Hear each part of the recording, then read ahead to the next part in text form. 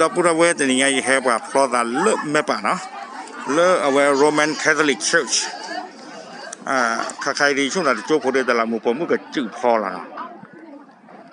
ไม่จืดพอดื้ออาจจะมูลกอดซอยอุคคลตะกอกอะไรยังได้แต่ข้อยังอย่าหาว่าพอตาเล่นเลย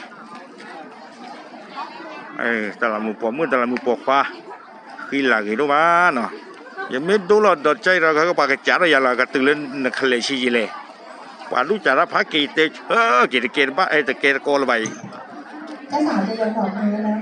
ะก็จืดพอหรอแต่ไม่ได้อย่าดื้ออย่าปกไฟอย่า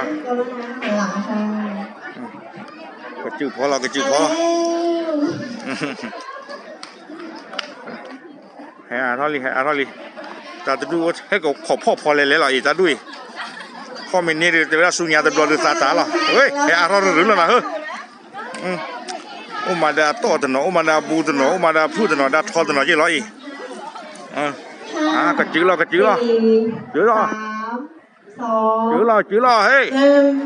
0ก็คือเลยอินกาตาฟีพ่อไม่ได้เผื่อตาฟีเลยเฮ้ยหมอมาถึงหนูเลยโอเคเอาไว้ตาจืดพอเนาะเลยตาพอสามร้อยใหญ่เวลีมาพูดกับพูดเกี่ยวพูดละตัวมูลก่อนสิทำไมเธอไม่รอฉันฉันกำลังจะวิ่งมาล้างโอเคตาพูดมาแล้ว